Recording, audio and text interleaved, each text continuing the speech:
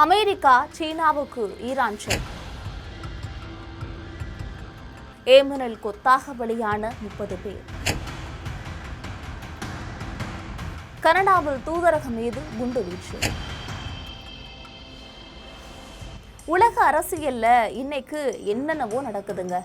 இதுல முதன்மையான விஷயம் என்னன்னு கேட்டீங்க அப்படின்னா அது உங்களுக்கு நல்லாவே தெரியும். அமெரிக்கா மற்றும் ஈரான் இஸ்ரேல் இடையேயான போர் சூழல் தான்.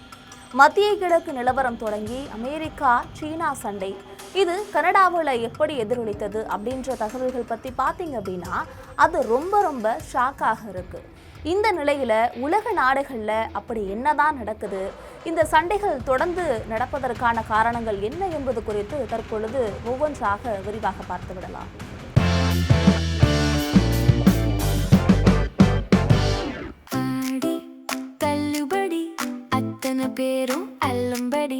ஆறு முதல் 60% வரை ஆடி தள்ளுபடியுடன் சூப்பர் சரவணா ஸ்டோர்ஸ், சென்னை, மதுரை, கோவை.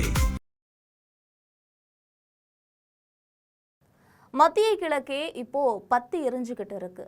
இந்த நேரத்தில் அமெரிக்கா, இஸ்ரேல் மற்றும் அவங்களோட கூட்டாளிகளோட கப்பல்கள் ஹார்முஸ் நீரிணையை கடந்து போறதுக்கு தடை விதிக்கிற மாதிரி ஒரு செம்ம கராரான மசோதாவை ஈரானிய நாடாளுமன்ற குழு தீவிரமா ஆய்வு பண்ணிட்டு வருது.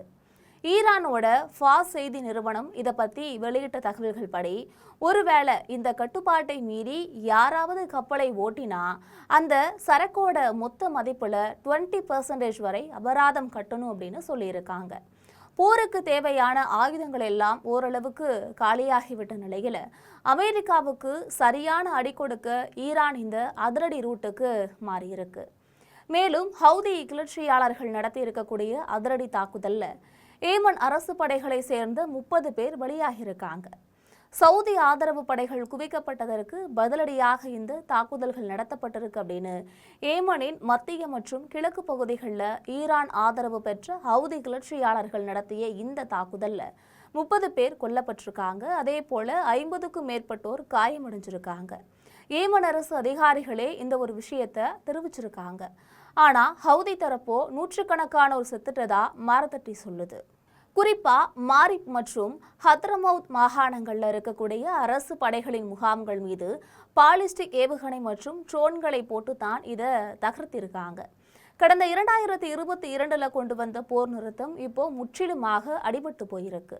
சவுதி படைகள் எங்கு குவிக்கப்பட்டிருந்தாலும் அவர்கள் மீது தாக்குதல்கள் நடத்துங்கள் அப்படின்னு ஹவுதி ஜெனரல் யஹ்யா சரி செமுத்தியான அதிரடி உத்தரவையுமே போட்டிருக்காரு. மறுபக்கம் பார்த்தீங்கன்னா உலகத்தோட நம்பர் 1 மற்றும் நம்பர் 2 பொருளாதார நாடுகளாக இருக்கக்கூடிய இன்றைய அமெரிக்கா சீனாவோட மோதல் உச்சகட்டத்தில் இருக்கு. சீன கம்பெனிகளையே குறிவச்சு அமெரிக்கா செஞ்ச சில வேலைகளுக்கு பதிலடியா சீனா இப்போ அடுத்தடுத்து பல அதிரடி பொருளாதார தடைகளை அள்ளி வீசியிருக்கு. ஒரு பக்கம் அமெரிக்காவில் ஆயுதங்கள் தீர்ந்து போச்சு அப்படின்னு ட்ரம்ப் கோவத்தில் இருக்காரு. மறுபக்கம் பார்த்தீங்க அப்படின்னா ஈரான் கூட தான் சண்டை அப்படின்னா இந்த சைடு திரும்பினா சீனாவையும் ட்ரம்ப் விட்டு வைக்கல. இந்த மாதிரி எல்லா உலக நாடுகள் கிட்டையுமே ட்ரம்ப் ஒரு சண்டையை உருவாக்கிட்டு தான் இருக்காரு. அந்த வகையில் அடுத்த மாதம் அமெரிக்காவில் சீன தலைவர் ஜி ஜின்பிங் மற்றும் அதிபர் டொனால்ட் ட்ரம்ப் இடையே ஒரு மிகப்பெரிய உச்சி மாநாடு நடக்க போகுது.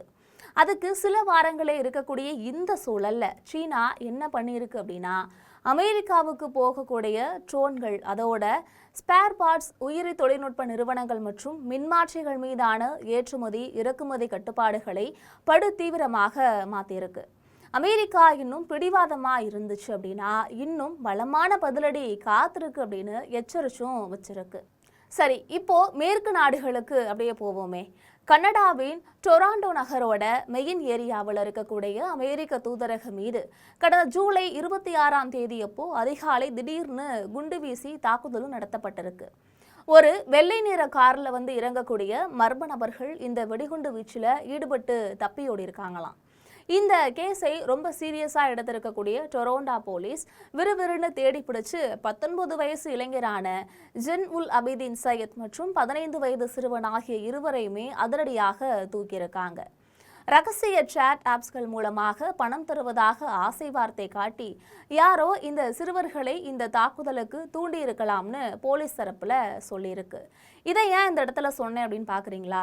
ஏன்னா கனடாவில் நடக்கக்கூடிய ஒரு சில விஷயங்களும் அமெரிக்கா, இஸ்ரேல், ஈரான் போரோட ஒத்து போகுது. ஸோ அதனால தான் இந்த ஒரு விஷயத்த இந்த இடத்துல மென்ஷன் பண்ணேன்.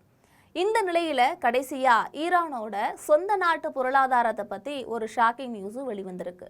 நாட்டின் ரொம்ப முக்கியமான வருமான வழியாக இருக்கக்கூடிய தேசிய ஈரானிய எண்ணெய் நிறுவனத்தோட வங்கி கணக்குகளை அதிகமாகிவிட்ட கடன் பிரச்சனை காரணமா அரசுக்கு சொந்தமாக இருக்கக்கூடிய ஒரு வங்கி முடக்கி வச்சிருக்கு. அமெரிக்காவோட பொருளாதார தடைகள் இருக்கிறதுனால வெளிநாட்டு இன்வெஸ்ட்மெண்ட் எதுவுமே உள்ள வரலையா. இதனால தான் எண்ணெய் கிணறுகளை டெவலப் பண்றதுக்காக இந்த நிறுவனம் உள்நாட்டு நிதி நிறுவனங்களையே நம்பி இருக்கு. இதுவே இப்போ இவங்களுக்கு கழுத்தை நெரிக்கக்கூடிய ஒரு பெரிய கடன் சுமையா மாறிடுச்சு. இப்போ நம்ம பார்த்த ஒவ்வொரு செய்தியுமே உலகத்துல எவ்வளவோ பெரிய மாற்றங்களை ஏற்படுத்திட்டு இருக்கு. அமெரிக்கா ஈரான் மோதலாக இருக்கட்டும், அமெரிக்கா சீனா பனிப்போராக இருக்கட்டும், இல்ல கனடாவில் நடந்த அந்த திடுக்கிடக்கூடிய குண்டுவெடிப்பு சம்பவமாக இருக்கட்டும், எல்லாமே ஒன்னோட ஒன்று பின்னி பிணைஞ்சு உலகத்தையே ஒரு கலக்கிக்கிட்டு இருக்கு அப்படின்னே சொல்லலாம். சொந்த நாட்டிலேயே பெரிய அளவுல பொருளாதார பிரச்சனையில சிக்கி தவிக்கக்கூடிய ஈரான் மறுபக்கம் உலக வல்லரசுகளுக்கே சவால் விட்டு செக் வச்சுட்டு வர்றது ரொம்பவே ஆச்சரியமான ஒரு விஷயம்தான். அதே மாதிரி அமெரிக்காவும் சீனாவும் மாறி மாறி பொருளாதார தடைகளை போட்டுக்கிட்டே இருக்கிறதுனால வர்த்தக உலகத்துல அடுத்தடுத்து என்ன நடக்க போகிறது அப்படின்ற ஒரு பதட்டமான சூழல் தான் இப்போ நிலவிட்டு இருக்கு. இது போல உலக நடப்புகளை உடனுக்குடன் தெரிந்து கொள்வதற்காக எப்பொழுதும் இணைப்பில் இருங்கள் ஜெம் தொலைக்காட்சியோடு. அதே நேரத்துல இந்த செய்திகள் பற்றி உங்களுடைய கருத்து என்ன அப்படின்றத மறக்காம கமெண்ட்ல சொல்லுங்க.